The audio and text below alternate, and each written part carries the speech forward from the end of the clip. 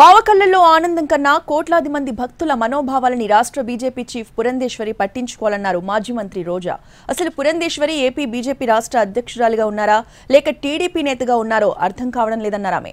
తప్పు చేస్తే శిక్షించాలని, లేదంటే తప్పు మాట్లాడిన వారిని శిక్షించాలని కేంద్రాన్ని డిమాండ్ చేయాలన్నారు రోజా. బావకళ్ళల్లో ఆనందం చూడటం కంటే భక్తుల కళ్ళల్లో ఆనందం చూడటానికి ప్రయత్నించమని కోరుకుంటున్నాను. ఎందుకంటే ఈరోజు కూటమి ప్రభుత్వానికి చెందిన లాయరు సుప్రీంకోర్టులో కోర్టు అడిగిన ఏ ఒక్క దానికి కూడా సమాధానం చెప్పలేకపోవటం వల్లే సుప్రీంకోర్టు ఇంత సెన్సిటివ్ అయిన విషయాన్ని సీఎంగా ఉండి ఎటువంటి ఆధారాలు లేకుండా ఎలా మాట్లాడతారు అంటే, సీఎం ఏదైనా మాట్లాడచ్చు, ప్రజల చేత గెలిపించబడిన వాళ్ళు మాట్లాడకూడదు అని మీరు మాట్లాడటం నిజంగా చాలా సిగ్గుచేటు. ఎందుకంటే ఈరోజు మీరు చంద్రబాబు నాయుడు, లోకేష్, పవన్ కళ్యాణ్ ఎలాగైతే రోడ్ల మీద ప్రెస్ మీట్లు పెట్టి మాట్లాడుతున్నారో అవే మాటలు ఎందుకు మీరు కోర్టులో మాట్లాడలేకపోయారు? సో ఈరోజు ప్రజలు గమనిస్తూ ఉన్నారు.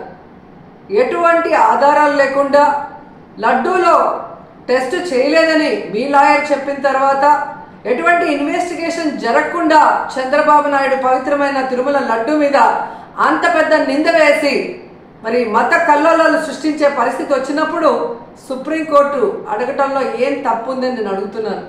ఈరోజు మీరు బీజేపీ రాష్ట్ర అధ్యక్షురాలా ఆంధ్రప్రదేశ్కి, లేక తెలుగుదేశం పార్టీ రాష్ట్ర అధ్యక్షురాలా, ఎవరికి అర్థం కాని పరిస్థితికి వచ్చింది.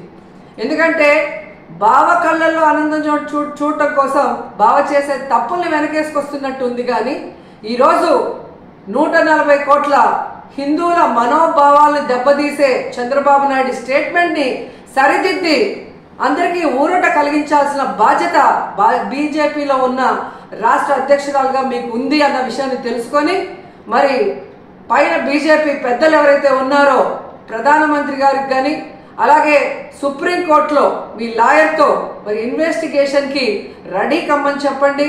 మరి నిజాలు తేల్చి తప్పు చేస్తుంటే తప్పు చేసిన వాళ్ళని శిక్షించండి, లేదంటే తప్పుడు మాటలు మాట్లాడిన వాళ్ళని శిక్షించమని మీరు కోరాలి అని కూడా డిమాండ్ చేస్తున్నాం.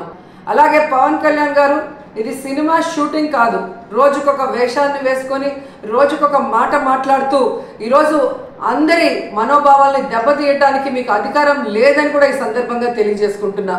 ఈరోజు ఏదైతే మీరు చేశారో ప్రాయశ్చిత్త దీక్ష, అది మీరు చేసిన తప్పులకి భగవంతుడు మీ చేత చేయించిన ప్రాయశ్చిత్త దీక్ష తప్ప మరొకటి కాదు.